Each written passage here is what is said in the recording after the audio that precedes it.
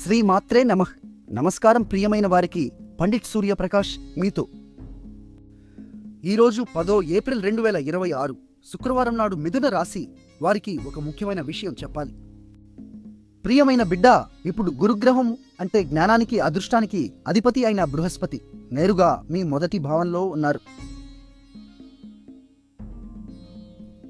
మొదటి భావం అంటే మీ వ్యక్తిత్వాన్ని, ఆరోగ్యాన్ని, జీవిత దిశను సూచించే స్థానం.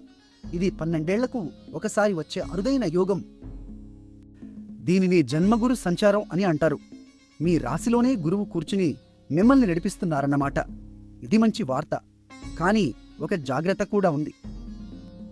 గురువు మొదటి భావంలో ఉంటే ఆత్మవిశ్వాసం పెరుగుతుంది, కొత్త అవకాశాలు వస్తాయి, మీ మాటలకు శక్తి ఉంటుంది. కానీ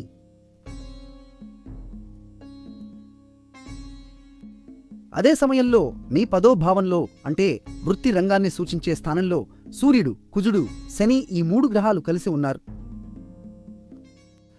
దీని అర్థం ఏమిటంటే ఆఫీసులో పని ఒత్తిడి ఎక్కువగా ఉంటుంది.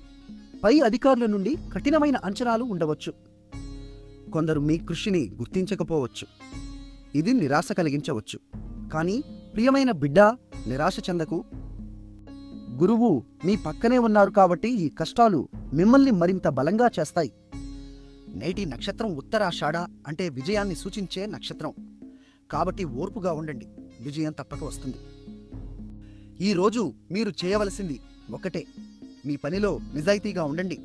ఫలితాల గురించి ఆందోళన పడకండి. గురువు బలంగా ఉన్నప్పుడు మంచి చేసేవారికి తప్పక మంచి జరుగుతుంది. పసుపు రంగు దుస్తులు ధరించడం గురువు అనుగ్రహం పెంచుతుంది. శుభ అమస్తు.